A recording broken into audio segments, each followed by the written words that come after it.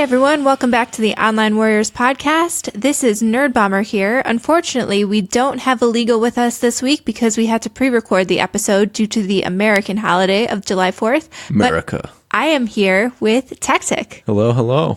How's it going, Techtic? It's good. I'm quite excited for the show we have today. We're going to be talking a little bit about what we expect to see from Harley Quinn in the new Suicide Squad Birds of Prey coming out.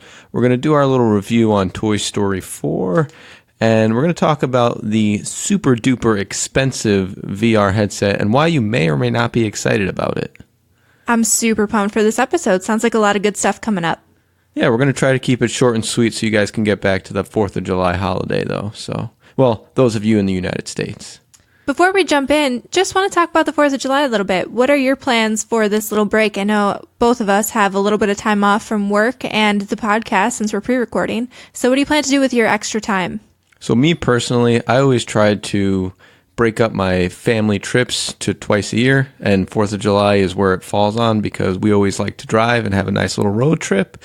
And in the summertime is the best time to have road trips because no one likes driving in the snow. So I'm going to be going to see the Mama and Papa Techtic and see what's up with them for a little bit. It's pretty exciting. Yeah, you're going to be coming. I know. I personally am looking forward to really getting caught up on some of my reading because on this road trip, I usually have a good 8 to 10 hours where I'm doing absolutely nothing but watching the foliage go by. So I'm bringing books 2 and 3 of the Tierling series with me, and I'm super pumped to really dig into those. Yeah, while she reads, I generally practice on my lesser used vocabulary words with the other drivers. It's a good time. Yeah. So with that, we are going to get into our first topic, what we expect to see from Harley Quinn. Now, specifically what I'd like to talk about is they've kind of 86'd her old outfit and made her, I guess, a little less scandalous, but still kind of scandalous. And what I mean by that is they gave her these weird gold overalls with the standard Joker cross diamond pattern, which I guess it kind of looks more similar to Harley Quinn's traditional outfit, but still way off bat. I don't know. How do you feel about that? The gold overalls really threw me off a little bit. I guess I'm not too big of a Harley Quinn comic reader. I mean, the only things that I really know her from in terms of the comics is Batman, but I've never seen this outfit before, but it very well could be from the Birds of Prey series. I'm just not that familiar with it. It was definitely an interesting take, though. It's very flashy, shall we say? I just want to see the red and black traditional with the 2 pink taily thingies. Yeah, the traditional clown-looking outfit, but I guess I just don't know if that fits Margot Robbie that well as an actress. Maybe that's not the style of it's not the style of Harley Quinn that she usually goes for. But I guess we'll see. We'll see how that pans out. Do you know offhand when the movie is slated to come out? It's not for a little bit now, right? No, I believe it's April of next year. Okay, so I'm sure in the next year or so, we'll see a little bit more information come out. We'll probably see more images and see how that outfit really fits in. For all we know, that could even be a bit piece of the entire movie. That might not even be the full movie outfit, correct? Yeah, they might be just trying to go, hey, look at me. This is kind of scandalous, but kind of not. Why don't you come see and find out? Who knows? I mean, the first Suicide Squad did okay. And maybe they're just trying to get some interest gauge now by, flashing some gold diamonds, see what happens. As long as there's no Jared Leto, I was not a huge fan of his Joker interpretation. So as long as there's no Jared Leto, I'm pretty happy. Agreed. Totally. So with that, we're going to go and move on to a super exciting topic. Nerdbomber and I recently saw Toy Story 4. And by gosh, by God, by golly, was it good. So, I don't know. Do you really want to go into spoilers here, Techtic? We can kind of warn people off of spoilers. We can say spoiler a couple more times to really deter those who haven't seen it yet. Okay, so that is official. We will be talking about details and spoilers of Toy Story 4. So if you have not seen the movie, please mute the podcast or just fast forward to a different segment of the podcast where you won't be listening to Toy Story 4 spoilers. We'll put the timestamp down in the description as to when it ends, so no worries, you'll be able to find that information. But first, I want to touch on something that Illegal had mentioned in his blog, and that's they had no little Pixar animations in the beginning. That was really strange to me because I feel like every Disney Pixar movie usually starts off with that short in the beginning of the movie. And in a way, it was kind of nice to get down to it, but I feel like they just replaced it with more trailers before the movie started. Like the trailer segment, at least in the theater that we went to see the movie in, felt extraordinarily long to me. So it almost feels like I got cheated because my time was still spent watching something. It just wasn't a cool animated short. Well, and stick tuned for the end of the movie, folks, because instead of having the Pixar animation in the front, they did have a lot of little fun scenes at the end after the movie and while the credits were rolling. That's true. I feel like they kind of had to, especially for this movie, because if you haven't heard anything about the movie yet, it really does. I feel like it kind of caps off the entire Toy Story series. I don't know how they would be able to come back and create another sequel after this one. I feel like it really closed off the entire series. So I think those little shorts during the credits really helped to just drive home the fact that the series was over, gave you that last little look at the characters and what they were doing after the movie ended and like what their future might look like. So to get a little bit more into it, basically the plot was there's this girl, Bonnie, that's Woody and Buzz's new owner for this one, and we saw that in Toy Story 3. That was where the transition occurred. And they're going on a road trip, and she creates this new friend, Forky, lovable guy, probably my favorite character in the series. And he gets lost because he's obsessed with trash. And he really, really wants to be reunited with trash because he doesn't understand the value of being a toy and being loyal to your owner. So Woody goes and teaches him, and while he's out on this adventure to recover Forky, he comes across a number of people, meets some old friends. He runs into Bo Peep from Toy Story 2, I believe, is when she disappeared, and they end up reconnecting. Now, what's interesting about that is the story progresses, and ultimately Forky gets reunited with Bonnie. However, in the end, Woody came across a spork in the road. See what I did there? Oh, that was pretty clever. I like that. And that was go back with Bonnie, who he wasn't really his favorite toy anymore. He felt that he might have better purpose with Bo Peep. And ultimately, Buzz looked at him and said, "Hey, man, you got to do what you got to do. This is your path." So he left the squad to go with Bo Peep and be on his own adventure, which absolutely groundbreaking in my opinion. And that's what really excited me, because in every single movie you always kind of know, well, Buzz and Woody are always going to be together. They're always going to be with whatever owner they are, and they're just going to move on to the next kid. But this just changed the whole series in my opinion and really kept you not sure how it was going to end until the end. So I guess I want to start this off by saying that I really liked the movie. There's not really a Pixar movie that I have seen that I dislike, and Toy Story 4 is not the exception. I enjoyed the movie the entire way through. I thought there were a ton of great adult comedic beats that they weren't raunchy, but they were enough where the adults got it and the kids didn't really understand the context but could still laugh along. There was a lot of those moments, but ultimately I wasn't sure that it really felt true to Woody's character. And this is kind of the interesting thing about watching a movie. Like, everyone has a different viewpoint and perspective on what happens.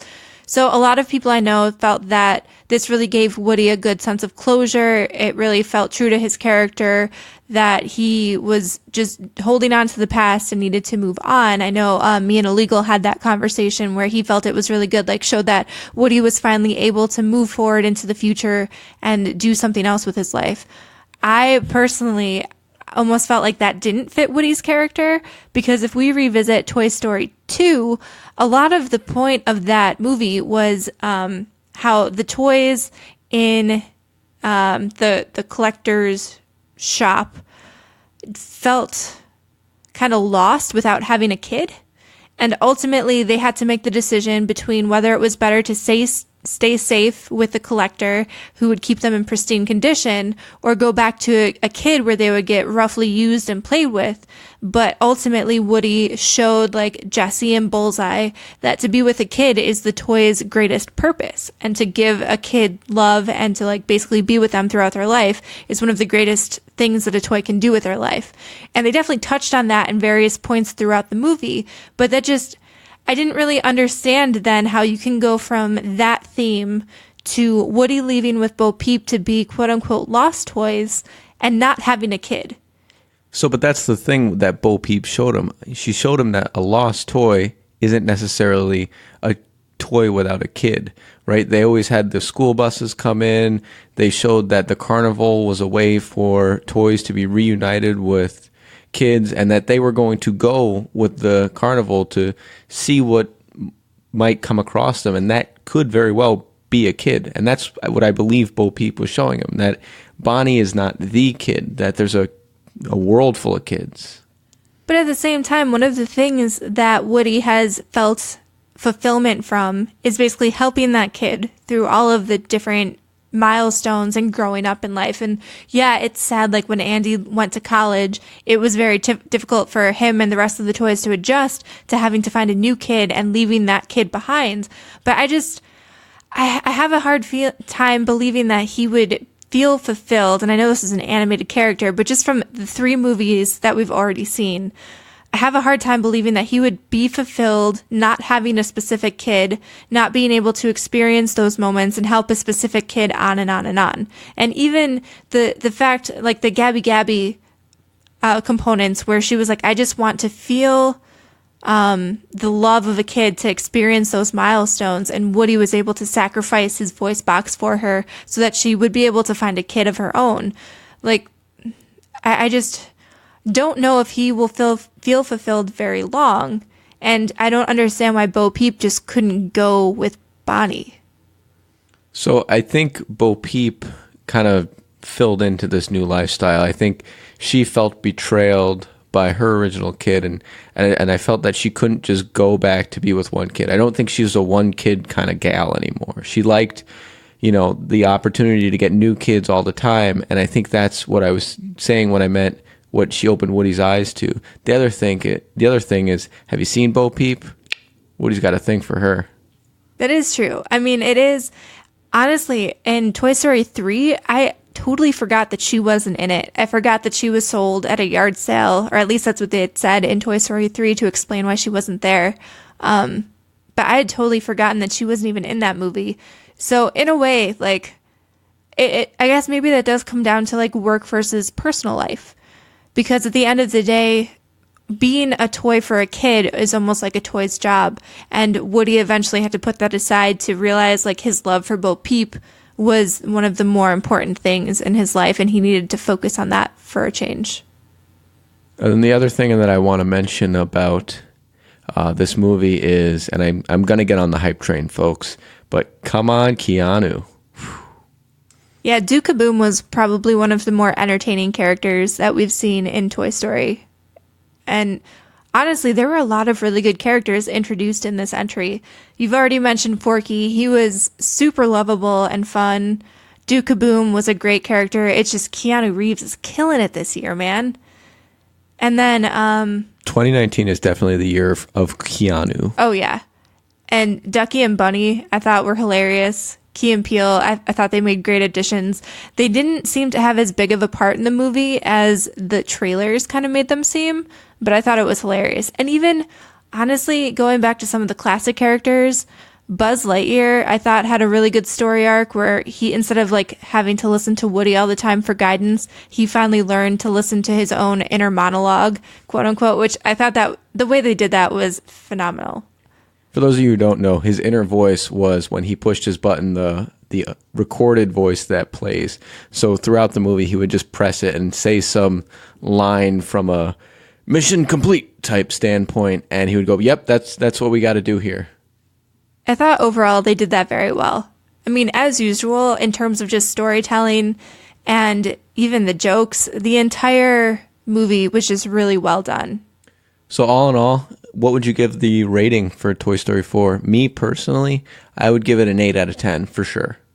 Yeah, I would say definitely an 8 out of 10 as well. I think it was definitely up there in terms of movies that I love, and I think it really continued the Toy Story franchise in a respectable way.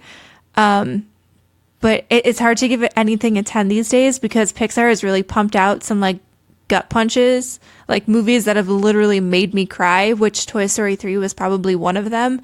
Toy Story 4 did have an emotional punch here and there, but it wasn't as impactful.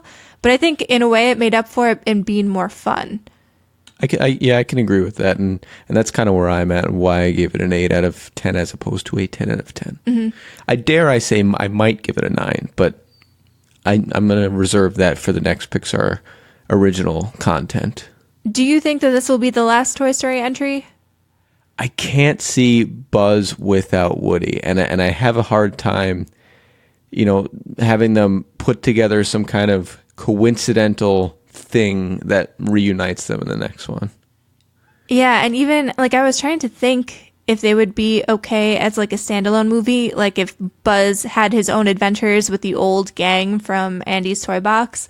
But honestly, and I've never realized this before, but Woody was really the star of all of the movies. Like, they've made it kind of out to be that Buzz and Woody were both kind of co-stars, but at the end of the day, Woody was 100% the leader. You know what I could see happening is when they're on their adventures, they run into Andy's family. That would actually be a really interesting movie. And the kid's favorite toy, get this, Zorg. That would actually be a really interesting take, because he was the enemy in 2. I don't remember if Zorg was in 3, but he was one of the major enemies in 2. So that would be really interesting just to see that different perspective of what happens if a kid really loves like the quote unquote bad guy toy.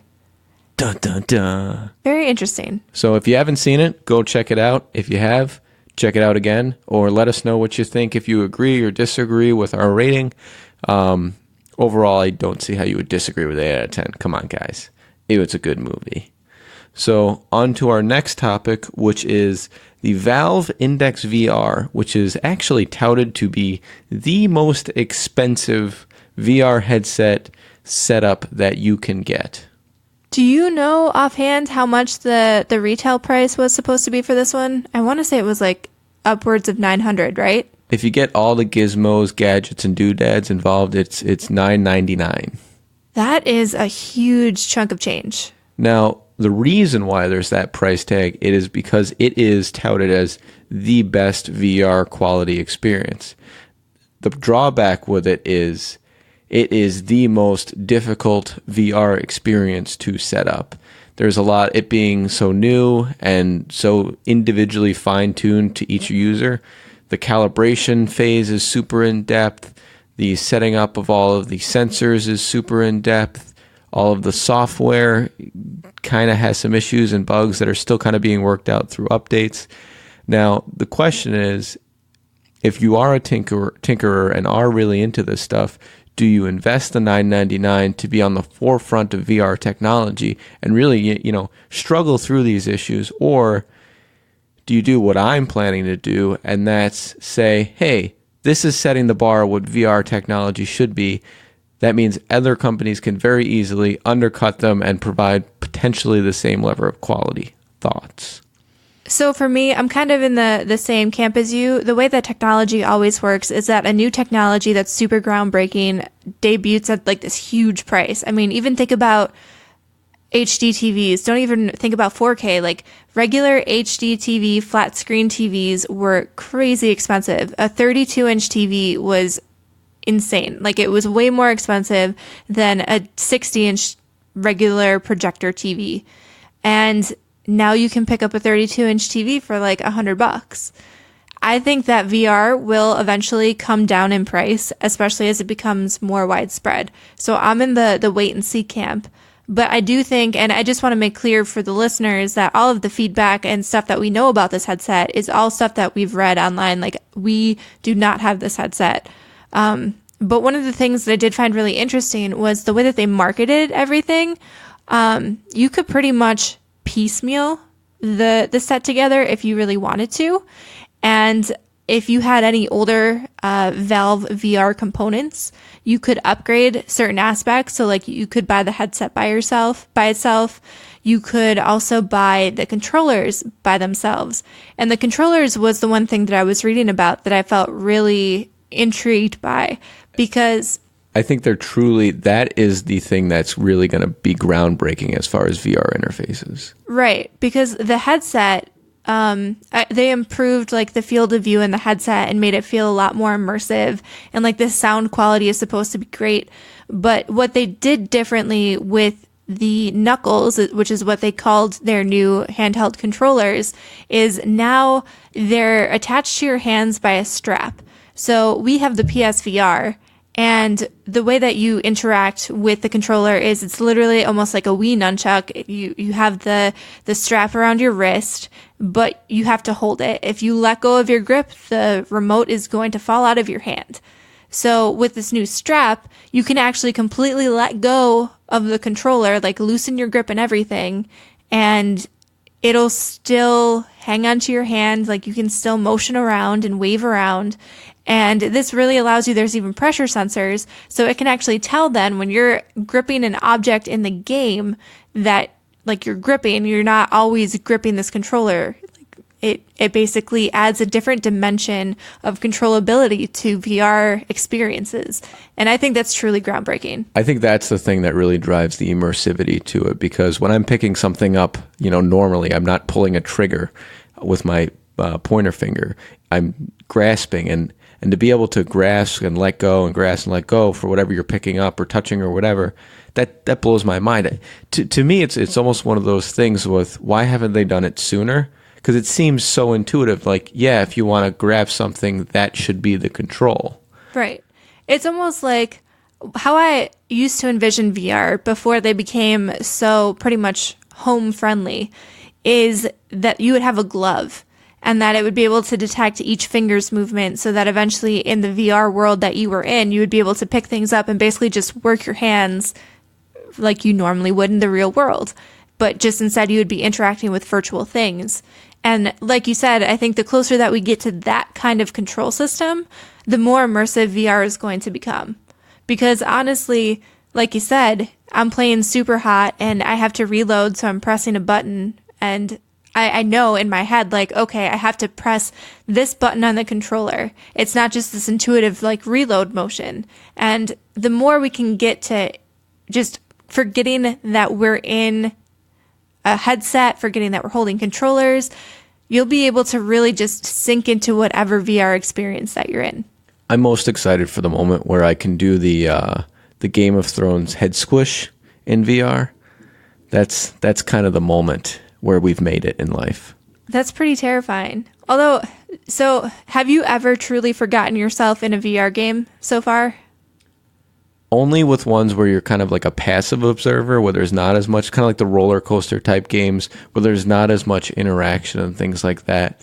And there's a lot of just movement where you don't have time to think about, oh, okay, this isn't reality for me. But anything like super hot, like you had stated, that's very, very obvious that you're not, I mean, graphics aside, right? That you're not in the immersive environment that you're supposed to be in, quote unquote. Right. So again, really excited for this new grip style, and hopefully it moves to the point where I can squish someone's head, just like the Mountain in Game of Thrones. That's my favorite way to attack things lately. Don't worry, I don't do that to people on the street randomly. But thank you, Valve, for kind of setting the bar and maybe even refreshing what we know to be the correct approach to VR technology. I mean, and I really do hope that it does come down in price, because at least for the average consumer, if that's not your passion, you have to also have a computer that can run the Valve VR the Valve VR headset at its high capability, because I think the graphics that it's capable of producing in the headset is incredible from the specs that I've seen. But you also have to have a computer that has the processing power and the graphics card to produce those specs also. So if you want this thing to run flawlessly, you're looking at more than just $1,000 headset. You're looking at a really beefy $2,000 plus PC to run it. And I just don't think that's in the reach of the everyday consumer, especially if you don't know if you're going to like VR. If you are thinking of getting this headset, I would say definitely test out VR, because I have had friends, and there are some experiences that even get me, that have super invested in like the PSVR, and then they find out that they're motion sick and they get really sick from it. And luckily, with the smaller headsets and the systems that we have currently, you're only out like $300. It's not the end of the world. But I would probably die if I had spent $3,000 to get this incredible VR experience and never be able to use it. That would just eat me up inside. Yeah. So, moral of the story is, let's be excited for the new way that VR is heading, but definitely try out a set before you jump into the steep price point of, $3,000-ish, depending on what you're looking for and what components you mix up together in your PC. That said, that kind of wrapped up our news, and I know this is a little bit of a shorter episode, kind of for everybody, but I just want to get back into the what are you up to Wednesday? Don't want to leave that behind. So what have you been up to in the last week, Techtic? Any good projects, games? So the biggest thing was obviously Toy Story 4, but we've already talked about that. Other than that, what kind of games I've been playing, I have been working on a little bit more on Sonic Heroes, but not Sonic Heroes. I'm drawing a blank on the game. It's the Sonic game where you... Sonic Forces? Sonic Forces, thank you. It's a Sonic game where you create your own character, and the character options are kind of limited, but the nostalgia factor, you go into kind of the different play styles of really all of the different Sonics that you've played. There's the side scroller, but there's also the first person shooter type view, and it immerses you in really all the nostalgia factors that you've played through the history of the games, which it's one of those games that, and I believe I've mentioned it on a previous episode, it's one of those games that you can just pick up and just kind of keep playing. So that's what I've been doing as the weather's been rainy here. I personally, I actually dived back into Black Ops 4 for a little bit. I was actually waiting for another game to install. Zombies. Yes, exactly. I was waiting on my Xbox One to install a game, and so I didn't want to bog the system down, and I switched over to our PlayStation, and one of the games that I had already downloaded without needing an update was Black Ops 4. And so Techtic and I were actually playing zombies for a while, and it was the first time I'd actually tried zombies in Black Ops 4. Like, we've played it before in other versions of Call of Duty, but this is the first time in Black Ops 4 that we actually tried it, and it was a lot of fun. We were a lot better than we thought we would be, and I actually really enjoyed the different time settings. Like, the one level, I think you were basically on a ship. I don't know if it was exactly the Titanic, but it was on a ship similar to the Titanic. There was another level where you're basically in ancient Rome, in basically one of the fighting rings in the Colosseum.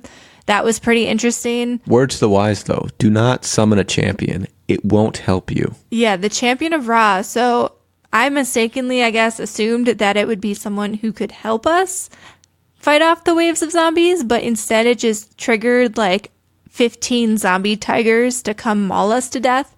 So we were doing really well until I summoned that champion, and that was not so great.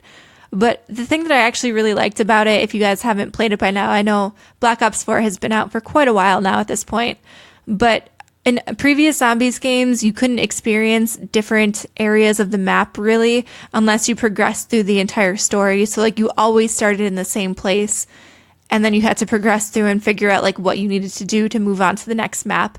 I really enjoyed that there were different, like you could select from the beginning what area you wanted to play in, what different map. So it kind of kept the game feeling fresh, because I'm one of those people where, okay, I have to figure out, like I don't really invest that much time into zombies. I just want to pick up the game and play for a little bit and then put it away for like another 6 months.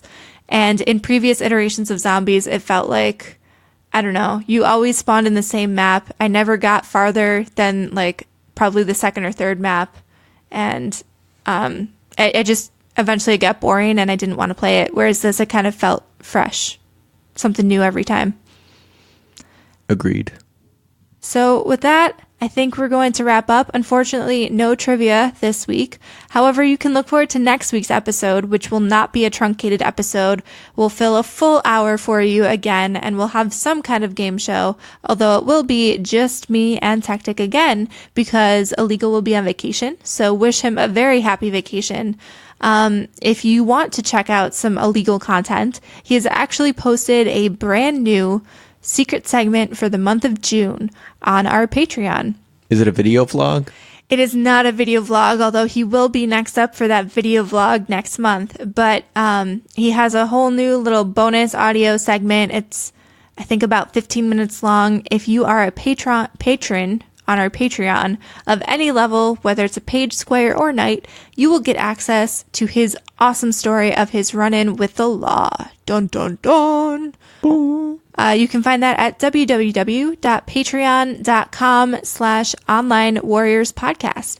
And as usual, if you've enjoyed listening to us today or any other day, please feel free to leave us a kind review or rating on Apple Podcasts or whatever service you're listening on. It really does make our day. We received a few good reviews in the last couple of weeks, and it really does just make us feel great about what we're doing. And as always, one last announcement, a huge shout out to our fantastic Patreon producer, Ben Checkness. He has been phenomenal the last few months, and he helped us write that great pinball quiz show last week. Fantastic. You can be just like Ben if you want to subscribe at the Knight tier. He is a fantastic guy, and we appreciate him. With that said, have a great holiday if you're in the US. If you're not, have a great week, and we'll see you next week. See ya.